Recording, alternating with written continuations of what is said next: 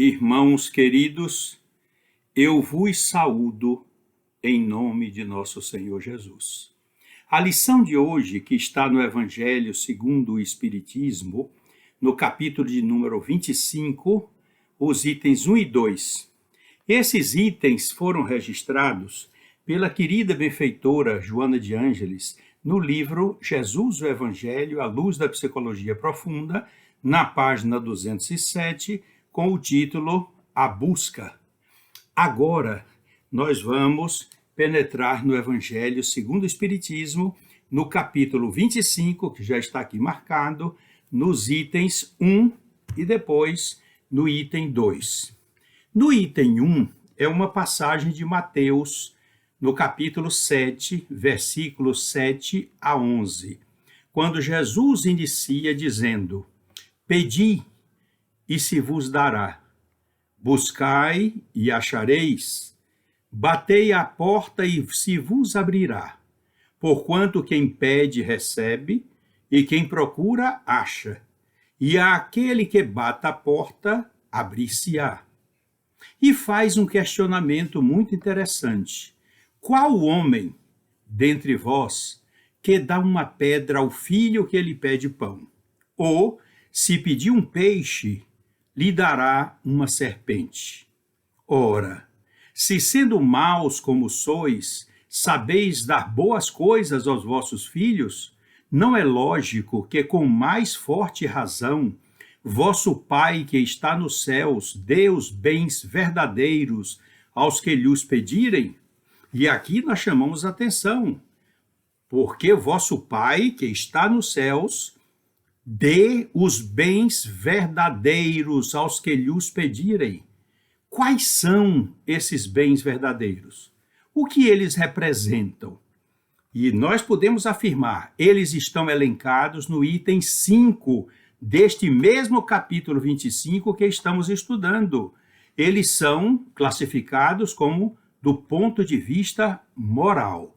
Mas vejamos, no Evangelho segundo o Espiritismo, no capítulo 25, nós temos duas análises do item 1, escritas por Allan Kardec nos seguintes itens. No item 2, ele identifica os bens do ponto de vista terreno. E no item 5, ele identifica os bens do ponto de vista moral. Portanto, vamos observar que característica interessante. Eu fico mesmo embevecido com esses esclarecimentos que o nosso codificador colocou aqui, naturalmente com a aprovação do Espírito de Verdade, falange, dirigida pelo querido Rabi Galileu. Vamos então ao item 2, do ponto de vista, primeiro, do ponto de vista terreno.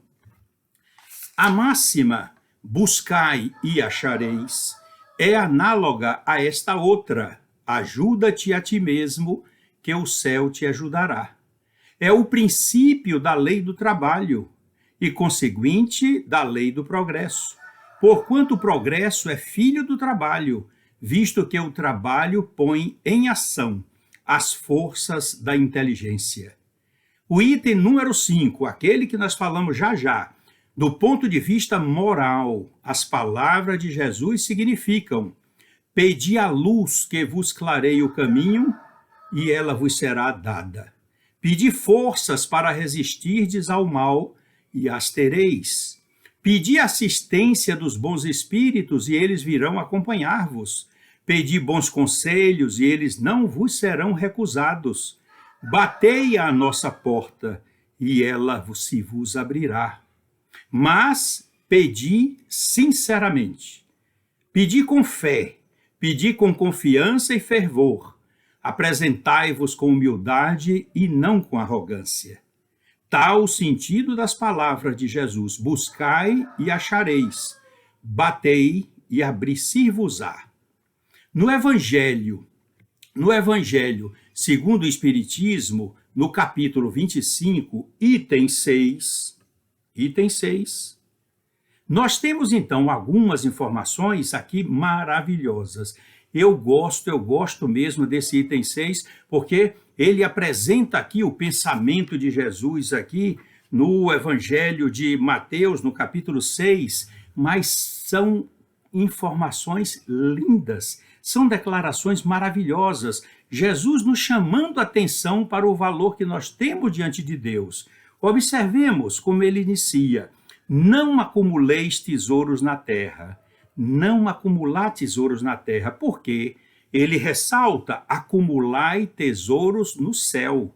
Os tesouros da terra, as traças roem, os ladrões ambicionam e furtam. Acumulai tesouros no céu, porque eles são incólumes, os tesouros das nossas virtudes.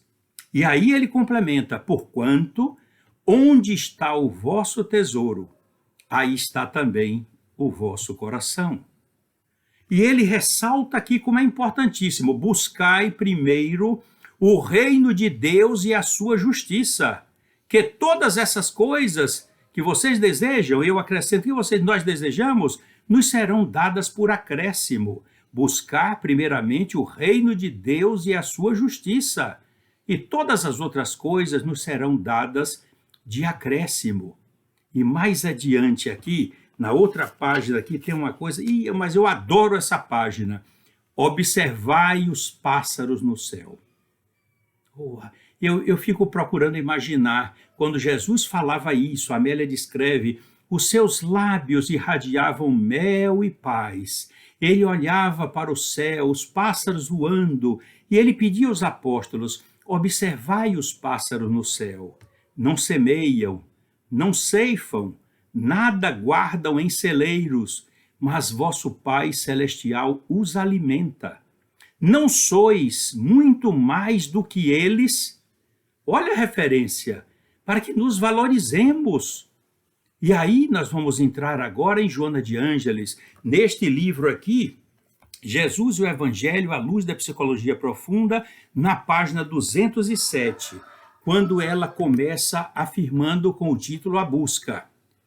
Enquanto o bruto contenta-se com o essencial para a existência, aquele que pensa, aspira, deseja a mais significativas realizações, que ultrapassam os impositivos automatistas do fenômeno orgânico.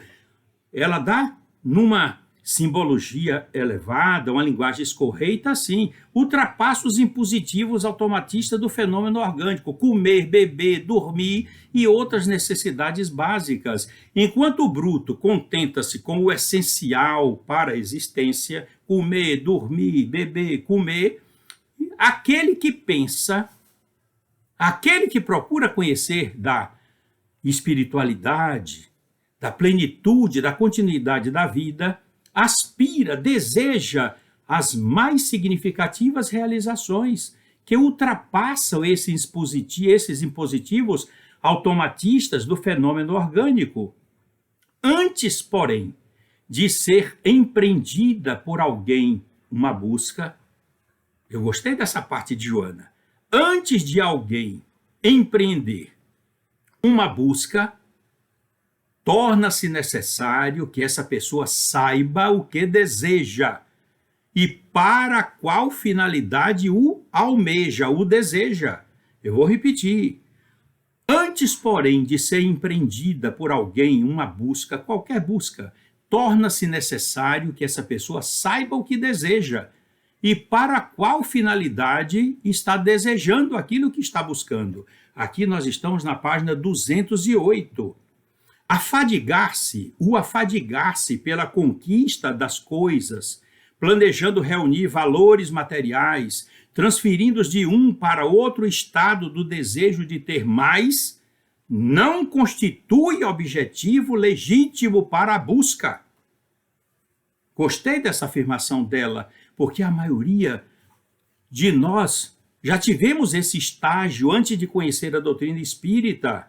O afatigar-se, o cansar-se pela conquista das coisas materiais, planejando reunir valores, dinheiros, valores materiais, transferindo de um para outro estado do desejo de ter mais.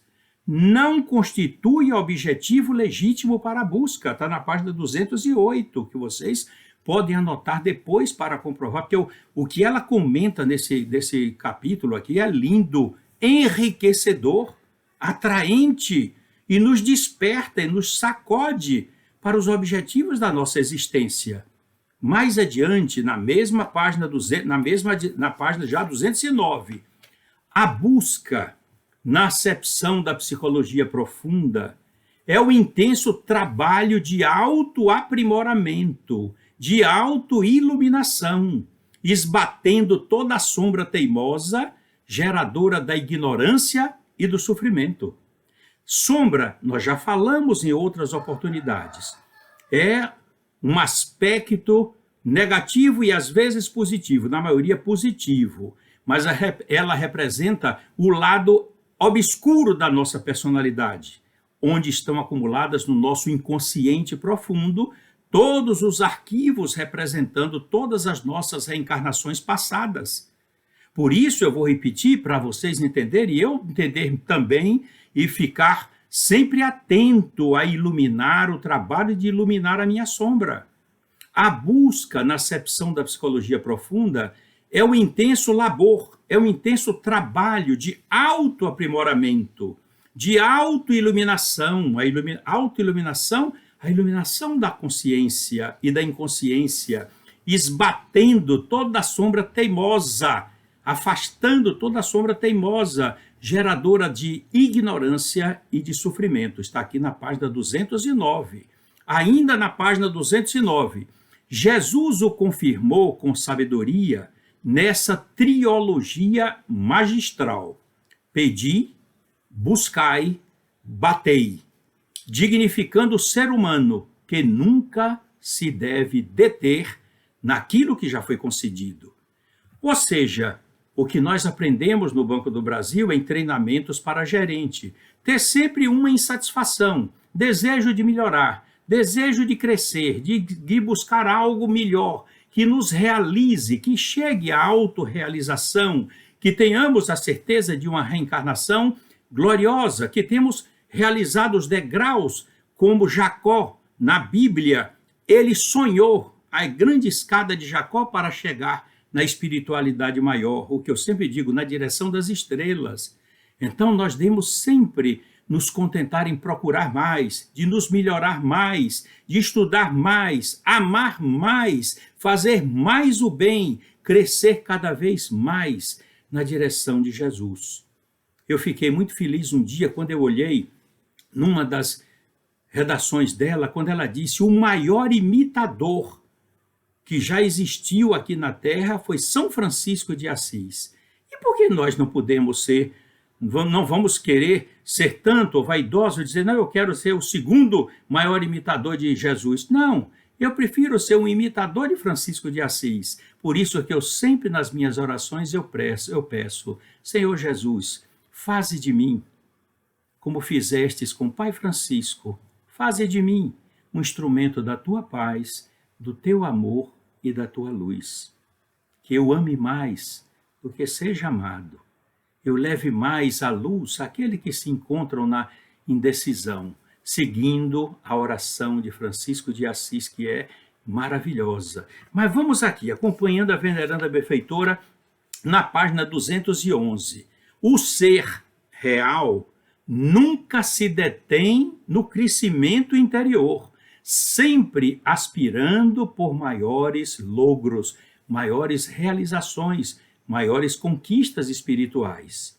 A capacidade do ser real, diz a veneranda benfeitora Joana de Ângeles na página 211, a capacidade do ser real, momentaneamente limitada de satisfação, amplia-se à medida que se lhe dilatam as percepções da imortalidade e ânsias de infinito.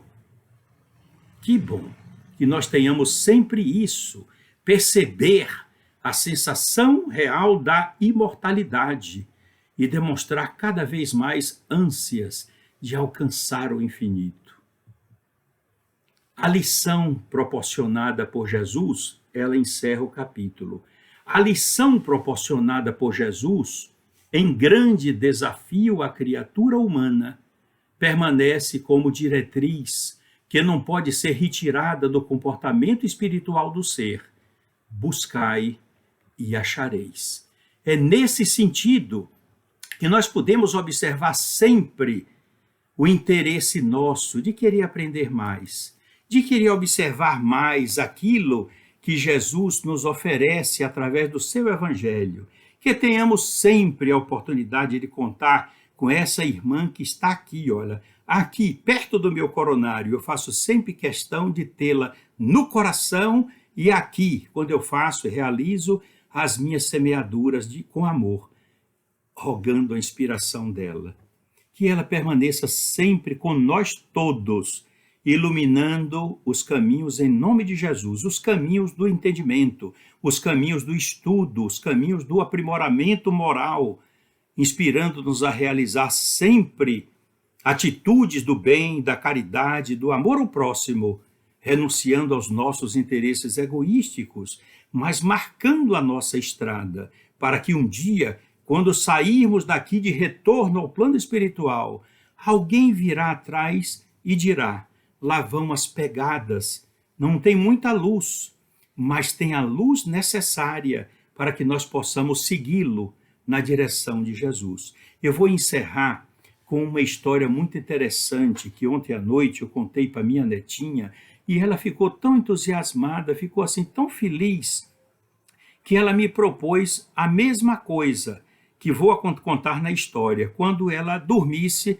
e quando eu chegasse na cama ela já estivesse dormindo. Aconteceu numa escola da periferia de uma grande cidade americana.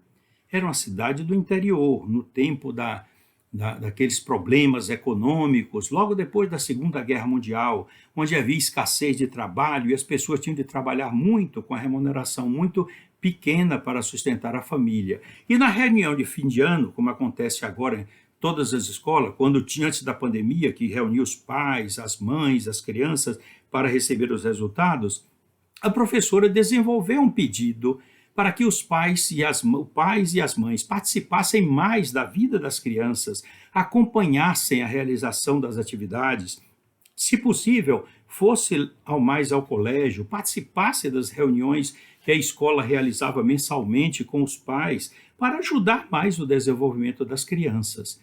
E quando ela falava que ela terminou, deu uma pausa, um moço negro se levantou, daqueles afrodescendentes, John Blaker. Ele se levantou e disse: professora, com todo respeito, eu vou ser franco em dizer para a senhora, eu não tenho como realizar isso que a senhora está me pedindo. O trabalho está muito escasso. Eu agradeço a Deus a oportunidade de ter conseguido um trabalho numa fábrica, mas é longe de onde eu moro. Eu tenho de acordar cedo, andar no ônibus quase 1 hora. E quando eu saio, meu filho ainda está dormindo. Quando eu volto depois do trabalho, porque eu tenho de fazer horas extras para sustentar, complementar as despesas da família, meu filho também já está dormindo. E aí eu não tenho outra opção. Eu chego perto dele, demonstro meu carinho, beijo a face dele. E para que ele tenha uma ideia que eu estive lá, eu dou um nó na ponta do lençol e deixo lá. O nome dessa história, vocês já estão imaginando, o nó do afeto. Eu diria o nó do amor. Ele fazia aquilo. E o garoto, quando acordava de manhã, dizia: mamãe, papai esteve aqui. E tinha aquela confirmação. A professora ouviu aquilo e ficou muito emocionada. E disse: o seu filho, como é o nome? John Blake Jr. Aí ela foi na lista de relações dos alunos. Quando olhou, arregalou os olhos e, emocionada, ela tremeu, os olhos marejaram de lágrimas e disse: seu John Blake, o seu filho, John Blake Jr., por todo o amor que o senhor lhe dá, que ele não percebe, mas depois ele comprova, ele se tornou o melhor aluno da escola. Tirou em primeiro lugar de todas as classes. O pai ficou muito emocionado, chorou, até eu choraria se estivesse lá. Então, é um fato, como a professora, todos os pais se levantaram para dar os parabéns, porque ele que pensava que fazia muito pouco, ele fazia muito, porque ele registrava a presença dele, mas a energia de amor que ele passava para aquela criança era tão grande, um amor tão elevado, um pai assim tão carinhoso que fazia aquilo, mas ele cumpria com o dever para sustentar e dar um futuro grandioso para o filho e para a esposa. O filho se desenvolvia refletindo o carinho que ele abraçava e o amor que ele recebia do pai. Por isso que na lição de hoje, a busca, como diz a veneranda benfeitora Joana de Ângeles, que está aqui, ó, ao meu lado, ao lado de minha cabeça, perto do meu coronário, eu peço a ela sempre que me ajude a conquistas maiores da espiritualidade, que me ajude a ser cada vez melhor, cada vez realize mais, que a busca que eu quero é encontrar sempre oportunidade de trabalho, de realizações, que possamos ser sempre mais carinhosos, mais bondosos, não preocupado em ser abraçado, mas abraçar, não preocupado em ser amado, mas amar mais, não preocupado em receber atenções, mas dar atenções a todos aqueles que precisam, cumprindo uma semeadura de luz e lembrando sempre o que Jesus passou na terra, que apesar de tanto amor que ofereceu em abundância à humanidade, curou tantos cegos, aleijados, deprimidos, endemoniados, escrufulosos, leprosos, morféticos, mas na hora em que ele estava sendo pregado na cruz, ele teve a oportunidade de dizer: Pai, perdoa-lhes, porque eles não sabem o que fazem. Naquele momento, diz a professora Amélia Rodrigues, que ele pediu perdão pelo que foi traído, pelo que foi negado, pelo que foi abandonado, por todos aqueles que ele curou, por todos aqueles que ele deu um sentido da vida, libertando dos espíritos obsessores. Pediu perdão por todos os seus algozes, pediu perdão por todos aqueles espíritos infelizes que no plano espiritual concorreram para influenciar aquela turba que ali estava, para que no momento da decisão de Pilatos optassem por Barrabás, em detrimento da figura querida que morreu não amado, mas nunca parou de nos amar. Que sejamos sempre assim, que busquemos sempre o caminho de Jesus e através do seu evangelho consigamos, com as inspirações dos espíritos, como a irmã Joana de Ângeles, Amélia Rodrigues, o professor Eurípides Bassanufo e tantos outros, que consigamos sempre alcançar os nossos objetivos no campo do bem, no campo do amor, no campo da paz. Que Jesus abençoe a todos vocês, ilumine todos os seus lares, torne os seus sonhos cada vez mais coloridos e realizáveis, e que vocês possam, em homenagem a Jesus, abrirem o coração e amarem insistentemente, para que o bem um dia prevaleça sobre toda a terra, mudando a face que hoje ela apresenta. Que assim